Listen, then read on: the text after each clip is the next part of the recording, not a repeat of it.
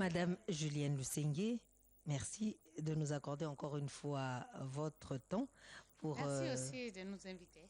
Voilà. Qu'est-ce que vous pouvez ajouter de ce qui a été dit par rapport à ce portrait que nous venons de suivre ensemble?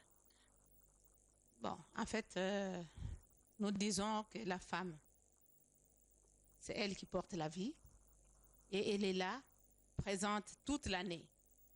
Donc, pas seulement le 8 mars, pas seulement le mois de mars, parce que j'attends beaucoup de gens dire le mois de mars, c'est le mois de la femme, hein, parce que c'est le mois de la femme, on vous laisse passer, on vous fait ceci. Nous sommes là toute l'année et toute la vie, parce que c'est nous qui portons la vie. Donc, pour nous, c'est la femme qui construit la société, c'est la femme qui est la protectrice de la vie, donc elle est toujours présente à tout moment. Oui, cette femme, elle est présente à tout moment et on vous voit souvent sur terrain. Pourquoi avoir choisi que l'angle de la femme? Et pourtant, il y a également les hommes dans cette lutte. Oui, mais quand nous nous occupons des femmes, c'est toute la famille. Et pas seulement des femmes, hein, parce qu'il y a des femmes qui sont victimes de violences sexuelles, mais il y a aussi des hommes qui sont victimes de violences sexuelles. Et quand la femme est affectée, son mari aussi est directement affecté. Comme on vous dit toujours, les violences sexuelles, c'est comme une toile d'araignée. Quand ça touche la femme, ça touche le mari, ça touche la belle famille, ça touche toute la communauté. Quand ça touche l'enfant, c'est la femme, la maman qui est touchée, le père est touché, parce que parfois, dans les villages et dans notre société, quand la personne passe, on dit toujours, ah, tu sais, c'est la femme dont le mari a été violé, ou c'est l'homme dont la femme a été, ou c'est les parents de la fille qui a été violée. Donc, vous voyez que c'est tout le monde qui est touché. Donc, quand nous nous adressons, nous nous occupons plus de la promotion des droits des femmes, d'abord, c'est pour rééquilibrer la justice sociale. La femme qui a été discriminée pendant plusieurs années dans notre société, dans notre communauté, jusqu'à ce jour même, il y en a encore qui sont discriminés. Nous voulons rééquilibrer cette justice, qu'elle trouve sa place, qu'elle soit reconnue de tous les efforts qu'elle mène, qu'elle donne pour construire ce pays, pour la survie des familles. Nous voulons qu'on reconnaisse cette justice-là. Et que fait le Fonds pour les femmes congolaises sur terrain? Oui, en fait, le Fonds pour les femmes congolaises, c'est une initiative des femmes congolaises de la base. Vraiment, quand vous attendez parler de FFC, FFC, c'est une organisation de la société civile congolaise. Nous ne sommes pas une organisation internationale. C'est nous-mêmes, les femmes congolaises, que nous avons pris l'initiative de dire nous allons avoir un panier de proximité. Parce que, comme vous le savez, les organisations locales n'accèdent pas au financement. Parce qu'on dit toujours non, elles ne savent pas gérer, elles ne savent pas faire les rapports, elles ne savent pas. Et les bailleurs de fonds disent nous, on ne peut pas aller suivre les petits projets dans les communautés. Donc, nous, on s'est dit OK, nous allons avoir un pont entre nous et les bailleurs de fonds. Et c'est comme ça que nous, les femmes de l'Est, nous avons initié l'idée d'avoir le Fonds pour les femmes congolaises pour mobiliser les ressources auprès des bailleurs de fonds, auprès des agences des Nations Unies, auprès des ambassades, pour donner aux organisations qui travaillent au quotidien sur les changements dans nos communautés pour la promotion des droits des femmes et pour reconstruire la paix, et puis renforcer leur capacité pour que ces organisations arrivent à mobiliser les ressources auprès des grands donateurs. Donc, c'est ça la mission de FFC, mais aussi, nous, en tant que fonds, nous organisons, nous construisons notre mouvement des femmes. Il faut avoir un mouvement fort. Et ce mouvement fort ne peut pas venir des organisations internationales qui viennent nous dire ce qu'il faut faire, mais ça doit venir de nous-mêmes. En tant que femmes de la base, nous allons unir nos efforts, nous allons unir nos voix pour remonter cette voie jusqu'au niveau des autorités, jusqu'au niveau national et au niveau international. Mais nous constatons que la main qui donne, elle est toujours supérieure à celle qui reçoit. Est-ce que... Ce n'est pas le cas avec nous. Nous sommes libres de dire ce que nous pensons. Quand nous allons dans les conférences internationales, nous mettons la communauté internationale devant ses responsabilités. Parce que tout ce qui nous arrive aujourd'hui, c'est la communauté internationale qui nous a mis dans cette situation, en laissant entrer les rebelles rwandais avec leurs armes et munitions dans notre pays. Les déplacés, quand ils rentrent dans un pays, et même ces migrants qui rentrent aujourd'hui au niveau de l'Europe, ils ne rentrent pas avec armes et munitions. On les fouille pour regarder s'il n'y a pas des armes dans leur bagage. Donc, chez nous, ça devrait être fait, ça n'a pas été fait. Et ça, c'est la responsabilité de la communauté internationale. Et puis, notre guerre ici, ce n'est pas seulement une guerre entre les ethnies et entre les communautés, c'est une guerre internationale avec des intérêts économiques par rapport à nos ressources. Et ça, nous le disons sans embâche, sans avoir peur. C'est la vérité, nous le disons. Donc, pour nous, ce n'est pas parce qu'un bailleur nous a donné un financement qui va nous dicter ce que nous devons faire. Nous devons nous regarder en face dans le partenariat respectueux pour dire, vous me donnez votre argent, moi, si j'ai fait cela, et c'est avec ça que je travaille. Si vous voulez m'amener dans un autre angle, qui n'est pas notre objectif, qui n'est pas notre vision en tant qu'FFC, je dis non, ce n'est pas ça que nous faisons. Donc nous sommes libres de dire et nous devons continuer à garder notre liberté. Nous constatons que dans certaines organisations, quand on reçoit, bon, il y a la part du lion qui revient à l'organisateur ou l'initiateur de l'idée quelconque ou de l'ONG. Et la petite base là est peut-être... Ça ne peut pas se faire à FFC. Oui. Et puis FFC, ce n'est pas l'unique organisation que Julienne a dirigée depuis. J'ai eu à travailler comme d'abord fonctionnaire de l'État, à la radio Candip, avec les coopérats belges. J'ai travaillé à l'UNICEF, j'ai travaillé à l'OMS, j'ai travaillé dans les ONG internationales. Et puis, j'ai initié avec mes collègues Sophie Padi, qui est une grande organisation qui est basée à Beni, à Bunia et ici à Kinshasa. Et puis, nous avons, ensemble avec les autres femmes, initié le fonds pour les femmes congolaises. Pour nous avons des objectifs, nous avons un statut et nous avons un règlement intérieur qui nous dit ce qu'on doit faire. Donc, ce n'est pas Julienne qui rédige d'ailleurs le projet. Je peux rédiger quelques projets, je peux prendre contact avec certains bailleurs, mais ce n'est pas Julienne qui rédige. Donc, si c'était ça dans notre organisation, cette organisation n'allait pas être capable de financer plus de 195 projets sur l'ensemble du territoire national. Nous n'allions pas être dans un bureau avec une comptabilité qui est bien organisée, avec des audits. Nous avons chaque année un audit financier qui est réalisé et des rapports qui sont soumis à nos partenaires. Donc, ce n'est pas question de dire « on doit se partager l'argent ». L'argent que nous mobilisons a des objectifs bien précis, a des résultats à atteindre. Donc, nous allons dans le sens d'atteindre ces résultats. Par exemple, cette année 2015, nous avons financé des projets, 54 projets sur l'ensemble du territoire national. Il y a eu des projets ici à Kinshasa, 7 projets ici à Kinshasa.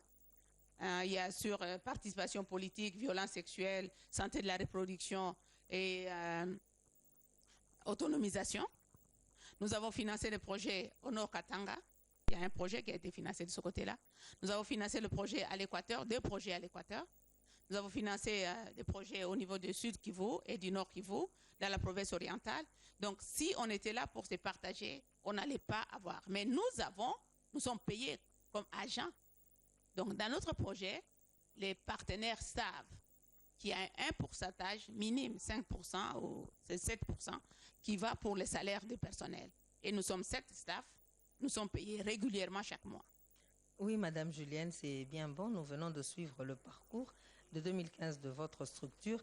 Mais du moins, le viol est devenu un fonds de commerce. Qu'est-ce que vous dites à ceux qui pensent? Non, je crois qu'il ne faut pas exagérer. Et ça serait manque de respect aux victimes de violences sexuelles. Les personnes qui disent ça, vraiment, c'est manque de respect. Si ici, il y a quelques femmes qui se permettent, et moi j'ai toujours demandé à ce que la ministre des Femmes et Familles ou le ministre de la Justice puisse porter plainte contre ces gens-là, puisse nous aider à arrêter ces gens-là qui éventent des cas.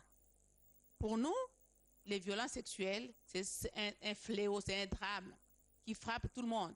Et les gens qui disent aujourd'hui que c'est un fonds de commerce, il faut qu'ils se disent qu'ils peuvent être, que ce soit un homme ou une femme.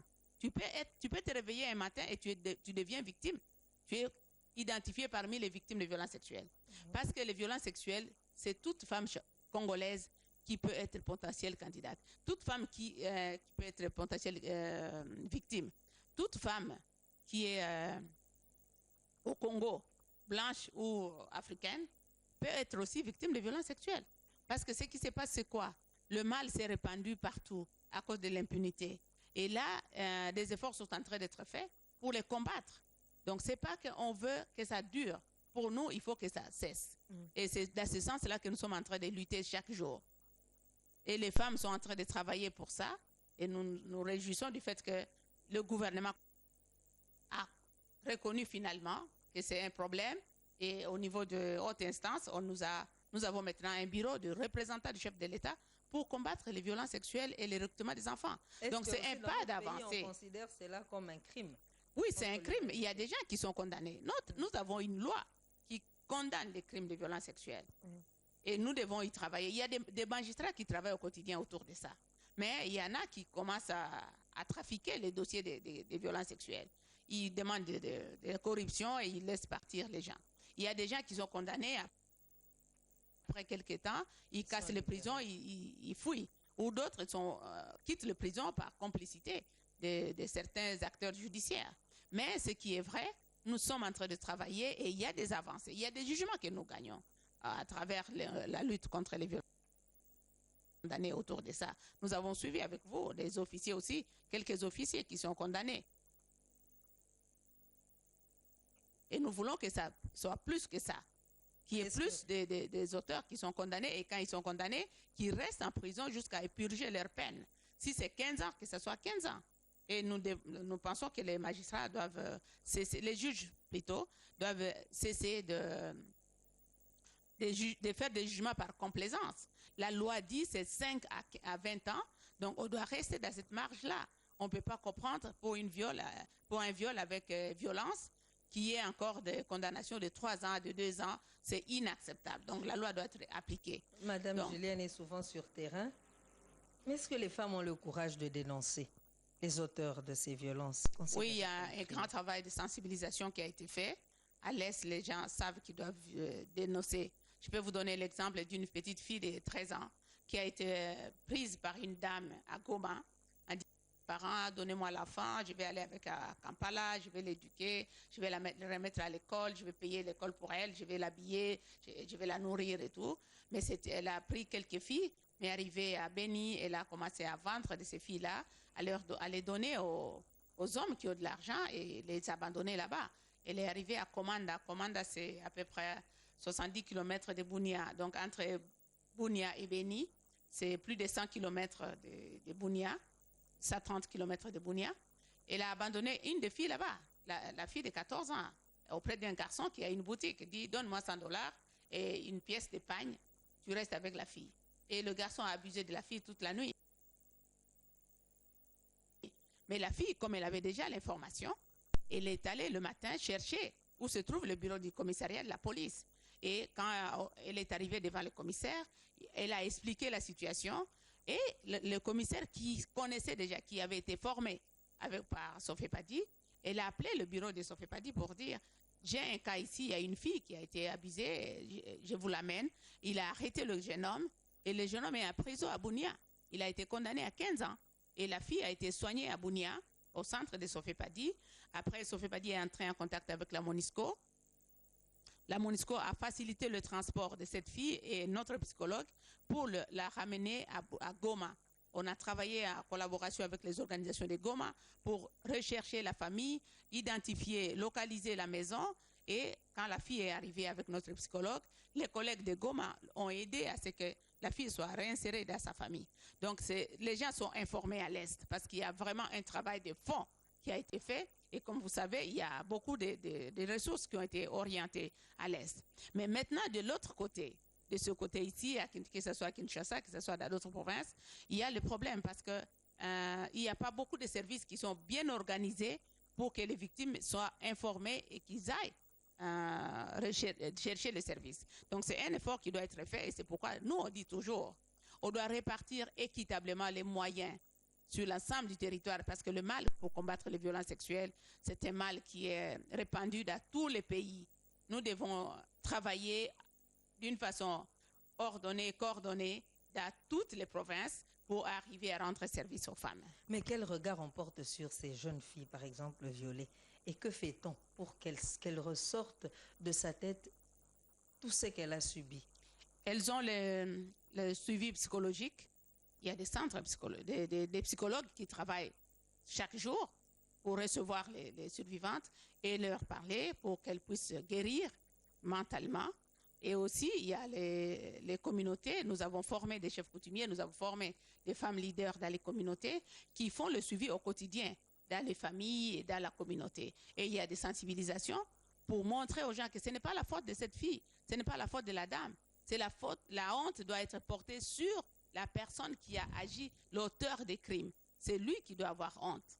Donc, on fait la sensibilisation pour diminuer, pour réduire ces stigmatismes dans les communautés. Mais est-ce que vous réussissez? Parce que oui, on réussit parce qu'il y a des femmes. Dans la culture africaine, c'est vraiment une honte de venir et de se dire. Bon, non, il y a des femmes qui arrivent. Pourquoi? Comment on arrive à avoir des jugements? Nous avons plus de 800 jugements. Donc nous avons gagné. Julienne peut se dire que son combat est réussi. Oui, je peux vous amener des femmes victimes de violences sexuelles aujourd'hui qui sont debout et qui vous parlent. On est parti avec des femmes à New York. Elles ont tenu des conférences. Elle est partie seule à Californie. Elle a tenu les gens en haleine quand elle parlait. Donc, elles sont debout. Elles ne restent pas. C'est parce que certaines personnes, certains bailleurs de fonds, je regrette de le dire, veulent attendre, voir les femmes victimes. Pas des femmes qui sont debout après l'agression. On veut qu'on leur parle des femmes qui pleurnichent, des femmes qui sont là désemparées parce qu'elles ont été victimes de violences sexuelles. Nous, notre façon de parler, c'est pas ça. Nous voulons montrer que c'est arrivé, oui. Mais après ça, la femme est debout. Elle veut avancer, elle veut contribuer à la construction de ce pays. Mais donc c'est ça l'image que nous voulons montrer. Oui. Parce qu'on ne peut pas continuer à rester à pleurnicher. Les femmes ne sont pas comme ça. Les femmes congolaises sont vraiment courageuses, elles sont debout. Même les petites filles, les filles que nous avons remises à l'école, elles sont aujourd'hui debout. Vous avez vu à travers la ville de Kinshasa, j'espère que vous l'avez vu devant Food Market, devant Pelus Store. Ce sont des supermarchés que nous avons contactés pour mettre des boîtes à dons pour que les gens contribuent. Parce que nous devons aussi, nous, en tant que Congolais et Congolaises, participer, aider les autres femmes qui sont dans la situation difficile ou les enfants qui sont dans la situation difficile. Nous avons sollicité plusieurs supermarchés pour nous aider à accepter que nous puissions placer les boîtes à dons devant leur supermarché. Pour que les gens qui quittent après avoir acheté, il y a le reste de l'argent qui entre les mains ou dans le sac, on peut poser dans cette boîte. Et nous, on passait chaque fois à retirer, collecter cet argent. Nous avons pu collecter $1,001. Et les $1,001 que nous avons collectés, nous remercions tous ceux-là qui ont contribué à cette action. Madame Julienne, d'où vous est venue cette idée? Parce que c'est une culture qui n'est pas oui, nous vraiment pensons faite. qu'il faut qu'on le fasse parce que beaucoup de temps que nous allons mobiliser les ressources, les donateurs nous demandent toujours, mais où sont les Congolais? Il y a beaucoup de Congolais qui ont l'argent. Il y a des riches parmi les Congolais. Mais pourquoi les Congolais ne donnent pas? Pourquoi votre gouvernement ne vous aide pas? Ce sont des questions qu'on nous pose. Et nous, on a dit, OK, il faut commencer à sensibiliser nos compatriotes pour qu'ils commencent à donner. Et c'est comme ça que nous avons d'abord fait la première action. C'était la porte ouverte à l'hôtel Vénus. Nous avons invité les gens. Malheureusement, les Congolais, comme ils ne connaissent pas, voilà, ils ne nous connaissent pas. Ils connaissent les gens qui sont dans la politique, les gens qui sont parlez-nous un peu de cette journée porte ouverte. Comment elle s'est passée? Bon, nous, on était contentes parce qu'on a fait notre part. On a parlé des FFC, du travail des FFC. Qu'est-ce que nous faisons concrètement? Qu'est-ce que nous voulons faire? Nous avons présenté, nous voulons financer les organisations. Nous voulons apporter notre contribution pour que ces organisations qui travaillent au quotidien pour résoudre plusieurs problèmes, apporter des changements sur la perception de la femme dans les communautés, arrivent à avoir les moyens pour le faire. Et les quelques personnes qui ont été là, certains ont contribué et continuent à soutenir FFC et à envoyer des messages de soutien où parlent de FFC partout, ils passent. Donc, il n'y avait pas beaucoup de Congolais qui sont venus, c'était plus les partenaires, les gens qui travaillent dans les ambassades qui sont venus, certaines personnes des ONG internationales qui sont venues. Après cela, nous avons pris l'initiative de dire, écoutez, on va essayer, on va mettre devant les supermarchés des boîtes à dons et nous disons aider, nous mettons l'image, nous mettons le logo des FFC pour que les gens puissent aider. Et nous avons vu, il y a des gens qui ont mis dans ces boîtes à dons. C'est comme ça que nous sommes arrivés à avoir les $1000. Et nous allons remettre, nous avons déjà commencé à remettre ces boîtes à dons devant ces supermarchés pour que les gens continuent. Vous avez élargi l'action. Nous mettons d'abord dans les mêmes supermarchés parce que les autres n'ont pas encore accepté. Nous allons continuer à les sensibiliser. Nous allons passer devant les hôtels. Nous allons rencontrer les autorités de l'aéroport et partout pour leur montrer l'importance de cette action. Regarde, avec $1000, nous avons payé l'école pour 35 filles qui ne pouvaient plus continuer avec les études. Mais nous avons payé les filles qui sont en 6e secondaire, en 6e primaire plutôt. Les filles là on a payé les Minerval, on a acheté les fournitures et les parents et les enfants et les enseignants, tous ils étaient très contents. Vous allez voir les images, vous allez le voir, ils sont très contents parce qu'ils étaient désespérés. Donc, au lieu de prendre 5 Fanta la journée ou une bière, c'est mieux de se dire aujourd'hui, je ne vais pas prendre les 5 Fanta, je vais prendre peut-être 2 et je donne pour les 3, je mets dans la boîte à dos. Comme ça va aider les enfants qui n'arrivent pas à aller à l'école. Donc ça ne demande même pas à avoir beaucoup d'argent. Avec $10, vous pouvez aider. Vous pouvez aussi donner des habits. Il y a une couturière ici qui nous avait donné des habits qu'elle a cousus. Nous avons donné à une fille avec qui on allait à Londres. Elle n'avait pas d'habits. Mais les habits que la couturière nous a donnés, ça a aidé à cette fille-là d'être bien habillée. Elle était très contente et elle a participé aux rencontres avec les autres survivantes sans complexe parce qu'elle était vraiment présentable. Donc ça aussi, les dons en nature, nous pouvons aussi les recevoir ici et les canaliser auprès de nos bénéficiaires. Nous pouvons aussi recevoir des gens, des médecins, des infirmières qui veulent bien aller apporter leur assistance directement, travailler avec les bénéficiaires. Ils peuvent aussi y aller. Des psychologues qui peuvent aussi y aller. Donc nous voulons que les Congolaises et les Congolais puissent se réveiller. Nous pouvons, chaque personne peut donner sa contribution et aider directement. Et des gens qui veulent même aller visiter, vous pouvez aussi venir avec nous, aller visiter ce qui se fait sur le terrain pour que les journalistes arrêtent de dire « Ah, c'est les fonds de commerce. Hein, il faut aller sur le terrain, voir et vous allez vous rendre compte que c'est vrai ce qui est fait. Il y a des gens qui viennent. Il y a des institutions universitaires qui viennent de l'extérieur, des étudiants qui viennent travailler avec nous, qui font leur thèse, qui font leur mémoire sur ces questions-là. Mais nous ne voyons pas les universités du Congo venir nous demander est-ce que nous pouvons travailler sur tel sujet, vous pouvez nous donner telles informations, nous sommes en train de faire notre mémoire ou notre thèse sur tel sujet. Donc c'est très important que chaque personne se donne pour aider les commerçantes, les femmes des entreprises. Elles peuvent aussi aider les femmes politiques qui sont au Parlement, qui sont des ministres. Nous attendons leurs dons, qu'elles puissent contribuer. Et ce n'est pas seulement parce qu'on n'amène pas dans ta province que tu ne vas pas donner. Tu vas donner parce que ça va aider toute femme congolaise partout où elle se trouve.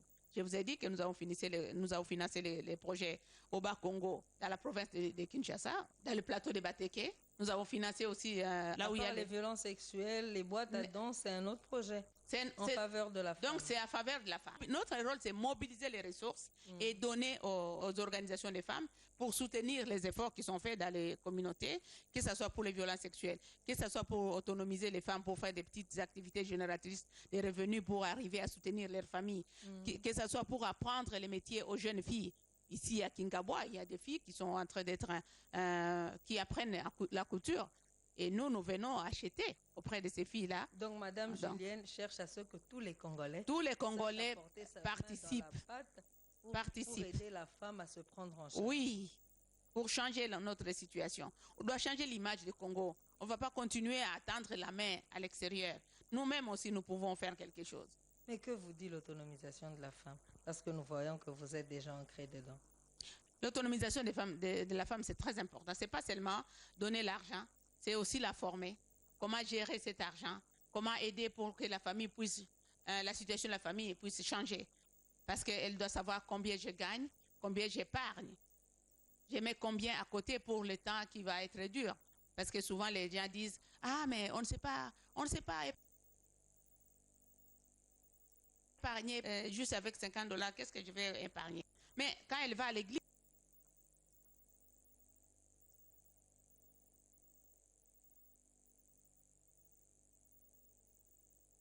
pendant 2 jours. Mais moi, j'ai dit, tu vas donner à l'église. Je ne refuse pas, moi-même, je donne aussi. Je ne refuse pas. Mais ce qui doit être fait, c'est que je dois penser demain. Oui. Quand je n'aurai plus la force, Julien n'aura plus la force de monter dans les avions, d'être ici au bureau comme directrice. Oui. Je suis retraitée. Comment je vais survivre? Oui. Et continuer à avoir l'aumône à donner à l'église. Donc, nous devons épargner. Ça aussi, les femmes doivent apprendre. Donc, avec l'autonomisation, nous donnons les formations de gestion et aussi d'épargne pour que les femmes puissent arriver à le faire. Mais quelles sont les perspectives pour les femmes congolaises? Les perspectives pour 2016? Pour 2016, nous avons déjà le financement de Pays-Bas pour travailler sur la participation politique. Donc, c'est des Pays-Bas et de la Norvège, l'ambassade de Pays-Bas et l'ambassade de la Norvège. C'est pour former des potentielles candidates aux prochaines élections. Nous espérons que ça va avoir lieu. Et aussi donner des subventions à plus de 25 organisations qui doivent travailler sur cet aspect participation politique. Donc, sensibiliser les communautés, sensibiliser les femmes à élire pour les autres femmes, à se porter aussi candidates et aussi vulgariser la loi électorale, vulgariser la constitution, travailler sur les enjeux électoraux. Donc, c'est tout ça que les bénéficiaires, les organisations bénéficiaires des FFC vont travailler autour de avec ce financement-là des Pays-Bas et de la Norvège. Nous allons aussi travailler encore, donner des subventions sur les violences sexuelles pour lutter contre les violences sexuelles. Nous allons travailler sur le leadership des femmes. Nous allons financer quelques projets. Et nous allons aussi organiser notre rencontre d'échange qui va réunir les femmes venant de toutes les provinces, donc les bénéficiaires qui viennent de différentes provinces, pour échanger ce qu'elles ont fait à 2015. Comment elles ont travaillé, quels sont les obstacles, comment elles ont surmonté ces obstacles. Tout cela pour aider à construire notre mouvement des femmes.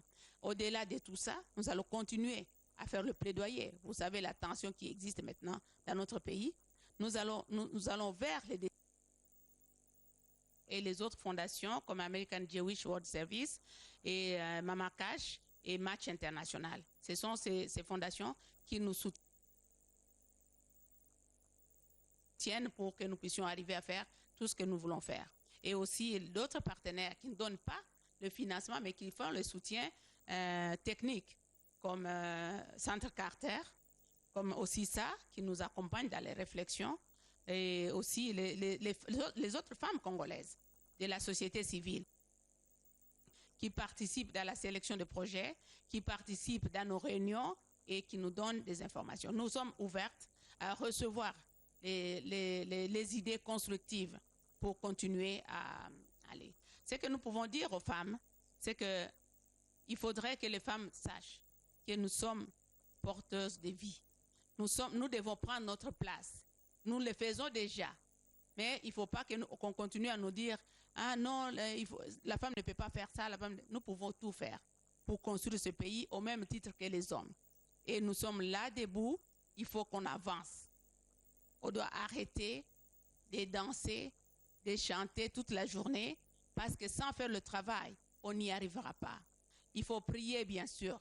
Il faut aller prier, mais il ne faut pas prendre 2, 3 jours, 4 jours, toute une journée. Vous êtes à l'église, donc nous devons travailler pour trouver à manger. Nous devons travailler pour changer ce pays. Nous devons prier, comme Jérémie a dit, il priait, il avait son arme derrière, il était en train de construire aussi, et nous devons aussi être solidaires. Solidaires avec les femmes qui sont toujours dans la situation de guerre à l'Est. Ces femmes de Beni, ces femmes de Lubero, ces femmes de Rutshuru, de Masisi, de Walikale, qui fuient tous les jours. Qu'est-ce que moi, femme à Kinshasa, j'ai fait par rapport à ces femmes-là?